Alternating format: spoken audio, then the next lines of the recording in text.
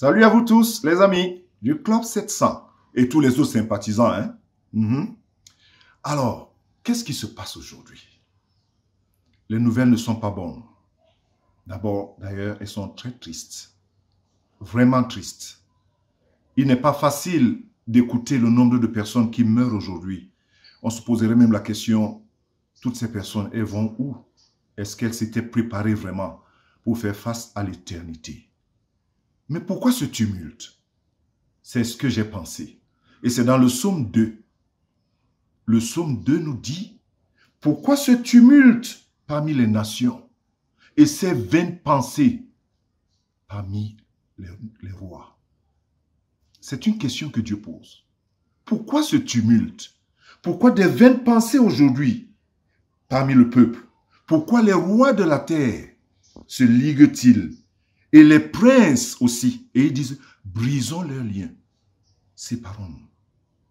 Vous savez, ce que notre monde vit aujourd'hui, lorsque j'y pense, lorsque je suis l'actualité, les informations, lorsque je regarde à mon propre pays, le Cameroun, je me dis, Seigneur, aie pitié de nous. Pardonne-nous. Parce que cela vient de très loin. Nous portons en nous les germes de la rébellion et de la désobéissance. Depuis le jardin d'Éden, l'homme a toujours voulu son indépendance. Il a rejeté Dieu. Il ne veut pas de Dieu. Dans cette parole du psaume 2, lorsque la Bible dit, pourquoi ce tumulte? Les nations se sont levées. Les rois se sont levés. Les princes se sont ligués. On ne veut pas de Dieu. On ne veut pas de sa parole. On ne veut pas de ses commandements. Et aujourd'hui, nous subissons les conséquences de notre rébellion et de notre rejet de Dieu. C'est des conséquences, je ne parle pas de jugement. Mais Dieu est un Dieu d'amour. Et son amour est inconditionnel.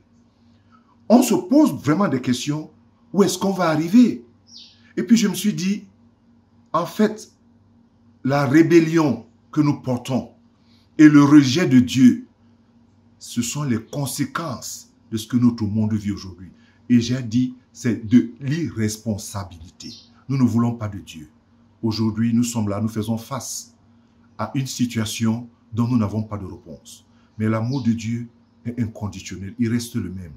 Il pardonne. Il restaure. Notre devoir, c'est de nous tourner vers Dieu, de reconnaître notre besoin de lui demander pardon, vraiment de lui demander pardon. Et il est celui qui guérit les nations. Parce que encore dans les psaumes, c'est écrit, tu es celui qui guérit les nations. Tu es celui qui restaure les peuples. Dieu est capable d'apporter la solution que les hommes, malgré toutes les bonnes volontés, malgré tous les efforts qui sont déployés aujourd'hui, oui, ils peuvent limiter les choses. Mais la véritable solution ne peut venir que d'en haut. Alors vous et moi, restons dans la prière, dans l'attente, tout en respectant les instructions qui sont données, mais comptons sur la grâce, la miséricorde et l'amour inconditionnel de Dieu. Dieu vous bénisse.